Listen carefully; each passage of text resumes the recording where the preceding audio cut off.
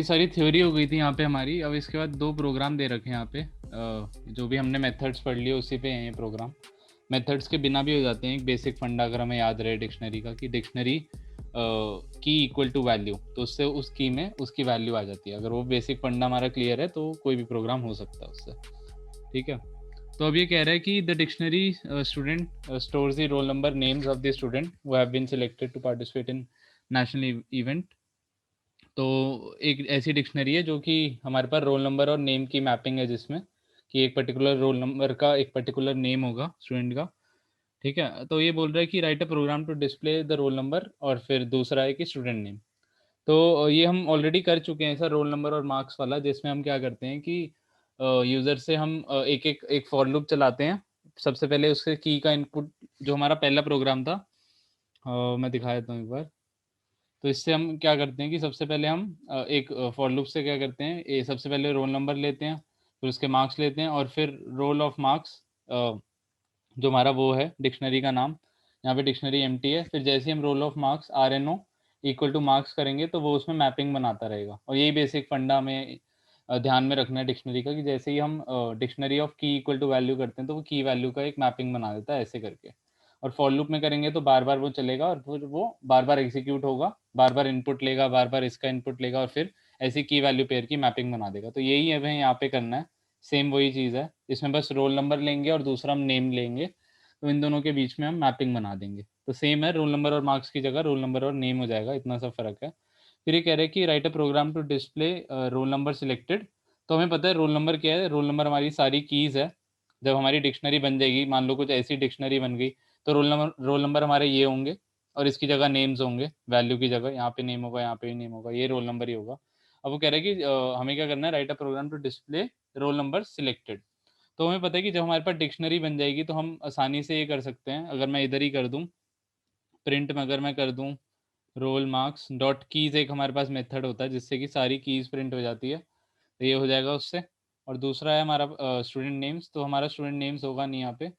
तो अगर मतलब फॉर द टाइम बिंग हमें समझना है ये क्वेश्चन, तो हम खाली मार्क्स का ही कर सकते हैं।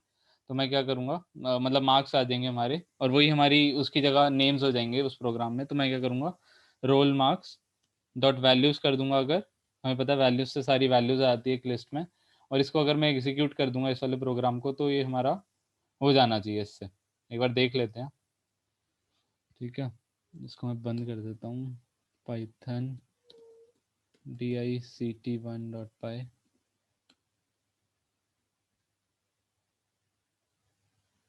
अब इसमें ये जो है हमारा, सबसे पहले इनपुट मांग रहा है ये, कि कितने तुम्हें वो डालने हैं इसमें, कितने नंबर ऑफ की वैल्यू पेयर्स डालने हैं। तो मैं मान लो कि मैं कर रहा हूँ 2। अब वो कहेगा एंटर रोल नंबर, तो 1, मार्क्स मान लो 80, फिर रोल नंबर 2 डाल देते हैं, और मार्क्स आ जाएगा 89।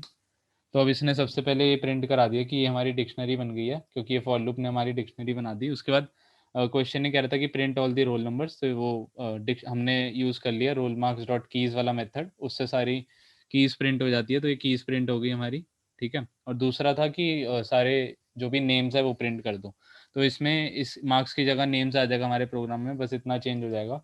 और हम इसमें ईवैल मतलब सेम उसको कर सकते हैं, तो इसकी अगर नेम्स कर देते, लेकिन फिलहाल हमने मार्क्स के लिए किया तो वो हमें मार्क्स दे देगा एक लिस्ट में। तो सेम ही है, कुछ ज़्यादा फर्क नहीं है इस प्रोग्राम में, आसान ही है। मतलब अगर ये वाला फंडा क्लियर है तो कोई भी प्रोग्राम तुम मतलब कर सकते हो उसमें अटेम्प्ट, कि डिक्शनरी बनाओ, खाली डिक्शनरी बनाओ, और फिर डिक्शनरी ऑफ की, जो भी तुम की लोगे यूज़र से, इक्वल टू वैल्यू कर दोगे, तो एक मैपिंग बन जाएगी जो तुम आगे यूज़ कर सकते हो कोई भी मेथड कॉल करने के लिए। ठीक है, इसके बाद ये प्रोग्राम है कि your school has declared a deposit scholarship amount of ₹2500 to some selected student. Write a program to input the selected student roll number, और उसके लिए डिक्शनरी बनानी है कि भाई एक रोल नंबर पर्टिकुलर वो है हमारे पास, स्टूडेंट्स हैं हमारे पास। ठीक है, और उनको एक स्कॉलरशिप अमाउंट हम दे रहे हैं। ठीक है, यानी कि एक पर्टिकुलर रोल नंबर और उसके स्कॉलरशिप अमाउंट की मैपिंग बना रहे हैं हम, कि एक मान लो कि अगर तुम्हारी क्लास में 50 रोल नंबर्स हैं, तो मान लो सिर्फ 3 बच्चों को मिला, वन रोल नंबर को, एक 15 रोल नंबर को, एक 30 रोल नंबर। तो फिर उसके लिए हमें एक मैपिंग बना ली है कि खाली इन तीनों को एक स्कॉलरशिप मिली है और किसी को नहीं मिली, तो उसके लिए प्रोग्राम लिखना है। अब देखते हैं कैसे करेंगे, या तो मेथड भी कर सकते हैं अपना नॉर्मल फंडा जो होता है डिक्शनरी का वो यूज़ करके कर सकते हैं। देखते हैं फिर ये कैसे होगा। तो मैंने यहीं पे कॉपी कर दिया क्वेश्चन ताकि मैं आसानी से रीड कर सकूं और फिर इसे कोड कर सकूं। तो हमें करना क्या है, एक मैपिंग बनानी है रोल नंबर और स्कॉलरशिप अमाउंट के बीच में, ठीक है। और ये भी इनपुट करना है कि भाई कितने स्टूडेंट्स हैं, ठीक है। तो सबसे पहले हमारा काम यही होगा, कोई भी डिक्शनरी हम बनाते हैं तो कितने, सबसे इसमें दे रखा है कि डिक्शनरी हमें क्या बनानी है, किसकी मैपिंग बनानी है, हमें रोल नंबर और स्कॉलरशिप की मैपिंग बनानी है, स्कॉलरशिप अमाउंट। तो अमाउंट कर देता हूँ मैं, आर एन ओ अमाउंट। ये हमारी एक एम्प्टी डिक्शनरी है जिसमें हम ये की वैल्यू पेयर की मैपिंग बनाएंगे। तो ये मैंने एम्प्टी डिक्लेयर कर दी कि शुरू में खाली है। फिर हम उससे इनपुट ले लेंगे कि कितने नंबर ऑफ स्टूडेंट है।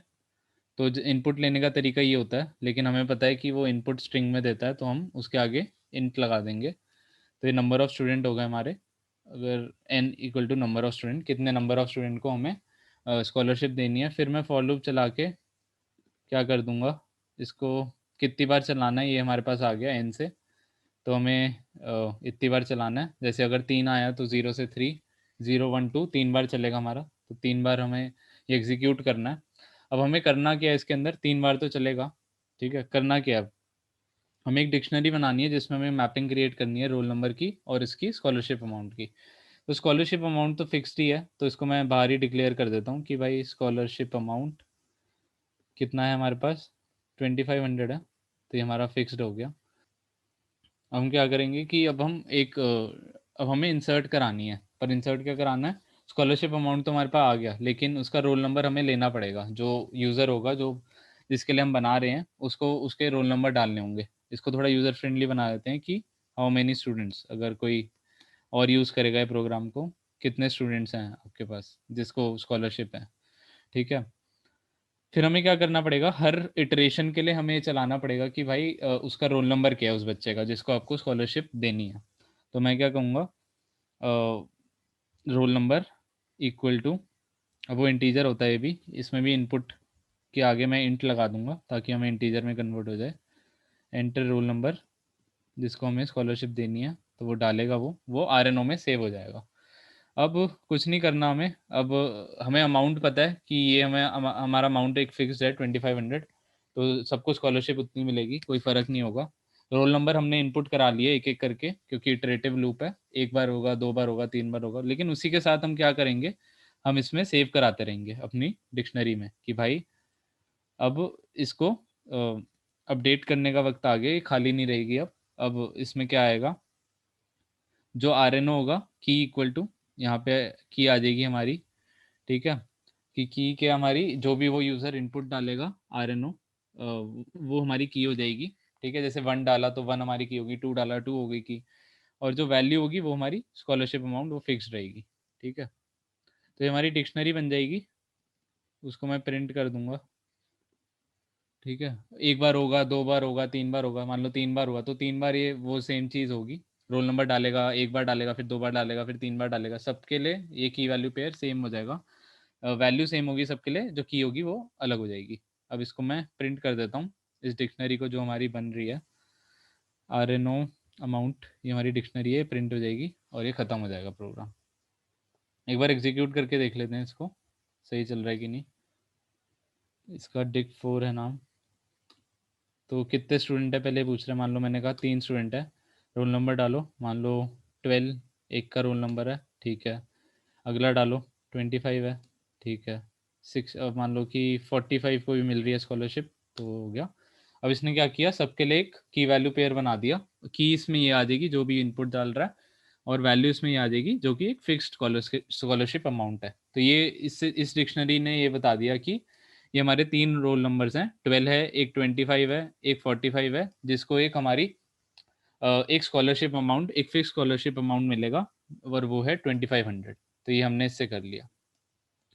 इसके लिए एक मेथड भी होता था फ्रॉम कीज वाला, जो हमने देखा था कि उसमें क्या करते थे हम, एक इटरेबल बताते थे। अगर मैं इसको करूं, एक इटरेबल बताते थे, तो इसमें हमारे रोल नंबर्स आ जाएंगे सारे। इटरेबल टपल हो सकता है या फिर लिस्ट हो सकती है, और वैल्यू एक फिक्स्ड वैल्यू हो सकती है, जो कि हमारी इस केस में हो जाएगी ये स्कॉलरशिप अमाउंट 2500 हो जाएगी। और फिर हम क्या करेंगे, मतलब एक डिक्शनरी बनाएंगे उसकी मैपिंग का, is equal to dict dot from keys.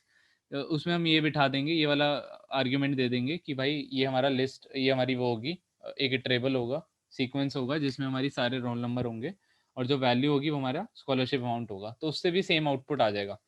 लेकिन इसलिए मैंने कहा था कि कोई भी मेथड याद करने की ज़रूरत नहीं है इसमें, क्योंकि अगर हमें ये वाला फंडा क्लियर है कि डिक्शनरी एक खाली बनानी होती है और फिर उसको अपडेट करने के लिए कि डिक्शनरी की इक्वल टू वैल्यू करते हैं, तो अगर ये वाला फंडा क्लियर होगा तुम्हारा, तो तुम्हें कुछ भी याद करने की ज़रूरत नहीं होगी, कोई भी मेथड याद करने की ज़रूरत नहीं होगी। तुम हर चीज़ स्क्रैच से बिल्ड कर पाओगे, कोई भी क्वेश्चन आएगा उसको तुम स्क्रैच से उसको क्रैक कर पाओगे।